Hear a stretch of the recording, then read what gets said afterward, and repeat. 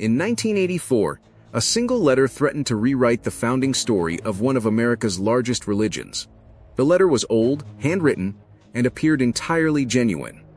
It was also a lie, crafted by a man who would eventually decide that murder was easier than the truth. The Church of Jesus Christ of Latter-day Saints was founded in 1830 by Joseph Smith, who claimed an angel led him to a set of golden plates buried in upstate New York. He translated those plates into the Book of Mormon. That story, the angel, the plates, the divine calling, is the bedrock of the faith. Tens of millions of people build their lives on it. Mark Hofmann knew that story cold. He had grown up in it. Born in Salt Lake City in 1954, Hofmann was raised a devout Latter-day Saint. He went to church, served a mission. But somewhere along the way, privately, he stopped believing. What he never stopped believing in was money, and he had figured out a way to make a great deal of it from documents that didn't exist. His career as a forger began in 1980, when he claimed to have discovered a folded paper tucked inside a 17th century Bible. The paper appeared to be the Anthon transcript, a document Joseph Smith's scribe had allegedly carried to a Columbia University professor named Charles Anthon in 1828, covered in characters copied from the golden plates. No one had ever seen the original. Hofmann's version matched the description Anthon himself had given in a letter decades earlier. The LDS Church bought it for more than $20,000. Scholars celebrated the discovery. Hofmann's reputation as a finder of rare Mormon documents was born. He had handcrafted the ink himself using 19th century recipes. He built an ozone chamber out of a 5-gallon fish tank, a piece of glass, some wire, and a jar of salt water, and used it to artificially age the paper. He practiced historical handwriting styles for months before putting pen to page. The man had an extraordinary talent. He just pointed it at fraud.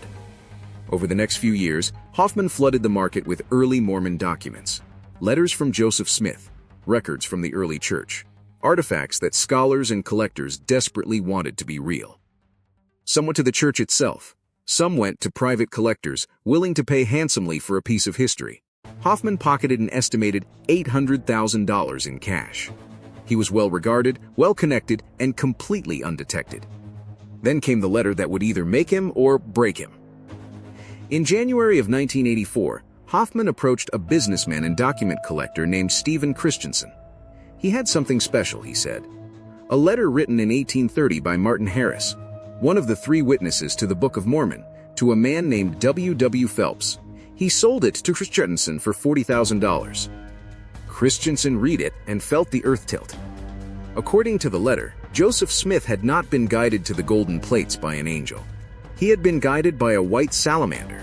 The creature transformed into a spirit and instructed the young Joseph in the ways of folk magic. The letter described treasure digging and incantations. It described a version of Mormon origins that sounded less like divine revelation and more like backwoods occultism. If real, it was a bombshell. The church had always distanced itself from suggestions that Joseph Smith was involved in folk magic, the kind of treasure-seeking and superstitious ritual common in rural New England in the early 19th century. This letter didn't just hint at that connection. It stated it plainly in the handwriting of one of Joseph Smith's closest associates.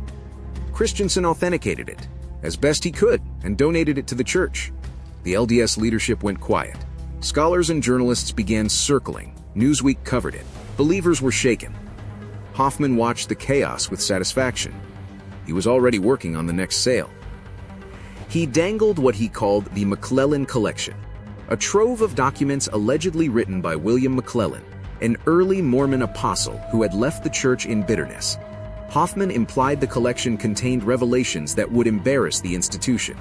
He negotiated with church leaders, hinting, promising, asking for loans to secure the papers before they fell into the wrong hands. He took money from multiple parties for a collection that did not exist. By the fall of 1985, the scheme had grown enormous.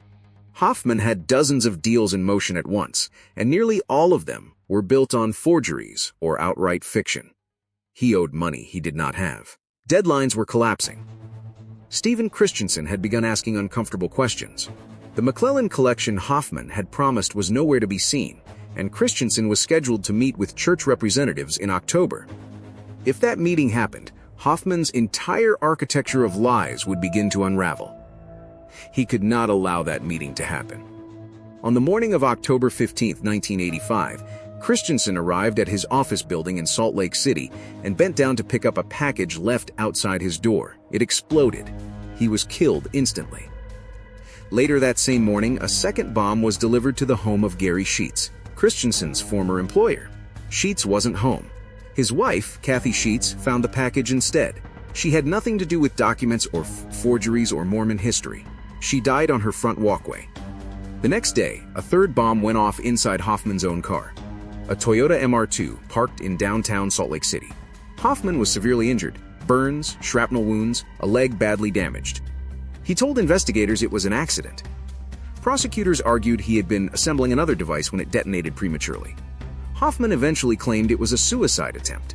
Nobody fully believed him. Investigators initially treated Hoffman as a victim.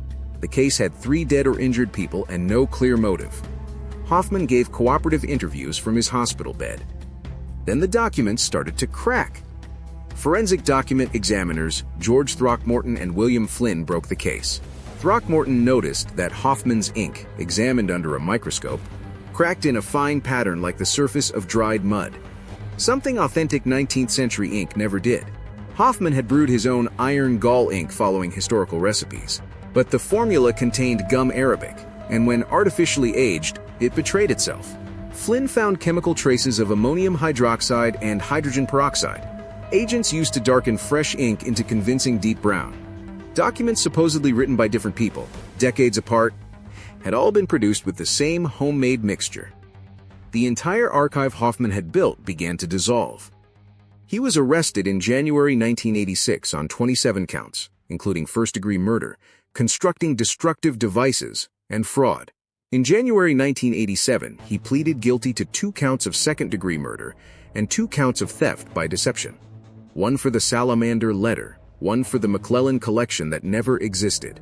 He confessed his forgeries in open court, naming documents, describing his techniques in flat, methodical detail. The judge sentenced him to 5 years to life and recommended he never be released.